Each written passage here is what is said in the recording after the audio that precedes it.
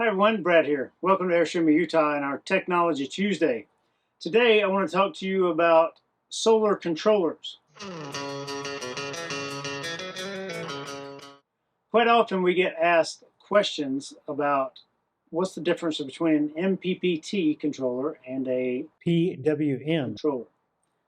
Here's my answer.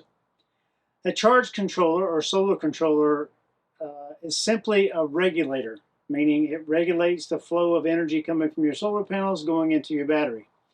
I often refer to it as a rain barrel collection on the bottom of your gutter. So rain comes onto your roof of your house, goes down the roof, into the gutter system, goes down and fills up the rain barrel for use later. Solar controllers kind of work the same way. They're the top of the rain barrel, letting water in or pushing water off the side. So once the rain barrel is full of rain, it just goes off to the side. Similar kind of things happen with your solar controller. Once the batteries are full, they push all that extra energy off the side. So the difference between the two, MPPT stands for Maximum Power Point Tracking, and PWM stands for Pulse Width Modulation.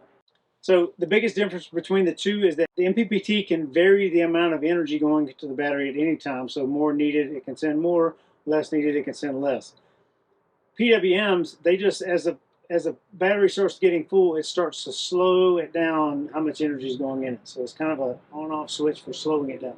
Pros and cons. The pros of an MPPT one are they can handle higher input voltage from large arrays of solar panels. They can be used for grid-tied or battery-backed solar systems. They have very, very good warranties, typically much longer than a PWM controller does, and they're more efficient at charging. Cons of the MPPT are they're much higher cost. Quite often they're double the cost of a PWM controller. They're usually larger in size, potentially taking up a bigger space in your rig if you need it. And it can be difficult to size them appropriately if you're trying to do this yourself. Pros and cons of a PWM system are they are lower cost, rarely more than a few $100. It's technology that's been around for many, many, many years. They are highly variable in size and can be quite small if you need that small space. And most are built to be extremely durable. Cons of a PWM is they cannot be used in conjunction with a grid-tied solar system. They require solar input voltage to match the battery's voltage, inability to add capacity for upgraded panel systems, and it has a maximum size of 60 amps, 60. How do you choose?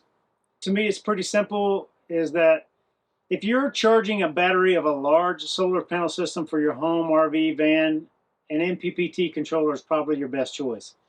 Although they're more expensive, it's probably going to be the best system. A PWM controller can be best used for very small systems, very small budgets, and low use instances where the charging efficiency is really not of great concern.